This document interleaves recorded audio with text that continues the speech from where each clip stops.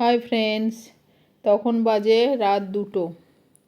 আর এই দেখো, তবে ধুনো পোড়ানো শুরু হবে এইবার। এই যে ধুনো পোড়ানো হচ্ছে, দেখো কত লোক। তখন রাত 2টো বাজে, সবাই ধুনো পোড়াচ্ছে। যারা গন্ডির পরে ধুনো পোড়ানোটা শুরু হয়েছে। ওই যে দেখো আগুন কত উঁচুতে উঠছে। অনেক দূর থেকে ছবিটা নেওয়া হয়েছে বলে স্পষ্ট দেখা যাচ্ছে না। ধুনো পোড়ানোটা কিন্তু আমাদের এই পুজোর একটা ঐতিহ্য।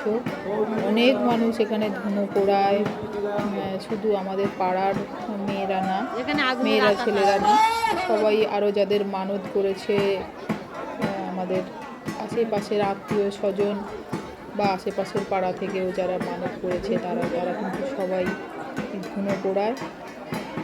ধুনো পোড়ানোটা হচ্ছে মাথার মধ্যে একটা মালসা দিয়ে দেবে, দেখছো ওই যে মাথার মধ্যে মালসা দিয়ে দেবে। আগুন যাদের হয়ে গেছে তুলে নামিয়ে নিচ্ছে। আবার দু হাতের মধ্যে দুটো সরা দিয়ে দেয়, দিয়ে আগুন জ্বেলে দেয়, দিয়ে ধুনো দিয়ে আগুন তোলা হয়। দেখছো কত দূরে দূরে আগুন উঠছে, এই যে ধুনো দিয়ে তুলছে। এই যে যারা তোলে তারা কিন্তু খুবই অভিজ্ঞ, মানে আর দেখতে তো খুবই ভালো লাগে। দেখছো কেমন আগুন তুলছে, মাথার মধ্যে যে মালসা বসানো আছে ওর মধ্যে ধুনো দেওয়া আছে। আগুন মানে ধুনো দিয়ে আগুনটা তুলছে, মানে পাটকাঠি দিয়ে আর কি আগুনটা জ্বালায়, তারপর ধুনো দিয়ে ধুনোটা তোলে। বহু বছর ধরে এটা একটা প্রচলিত রীতি, তো এটা হয়ে আসছে।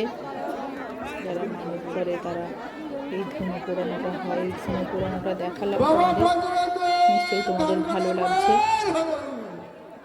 আর এটা কিন্তু আবারও বলছি যে এটাও আমাদের পুজোর কিন্তু খুব ঐতিহ্য এবং পুরনো রীতি।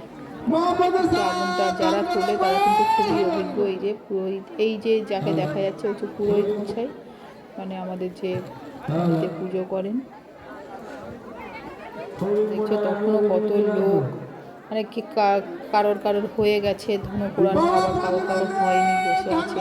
এরপরে কিন্তু অঞ্জলি শুরু হবে। আমার ভাইয়ের বউ গন্ডি দিয়েছিল কিন্তু ধুনো পোড়ায়নি, মানে ধুনো পোড়াবার মানতরা ভাইয়ের বউয়ের ছিল না, সেই জন্য ধুনো পোড়ায়নি। ও গন্ডি দিয়েই বাড়িতে চলে এসেছিল। কিন্তু আমরা মানে ধুনো পোড়ানো দেখবো বলে ছিলাম, তাই ধুনো পোড়ানো হলো। এই যে আমাদের বাড়ির সামনে যে মন্দিরটা, ওখানে দাঁড়িয়ে আছি, মেয়ে ফটো তুলছিল। এই যে আমার ভাইপো ইয়ো পোজে দাঁড়িয়ে আছি।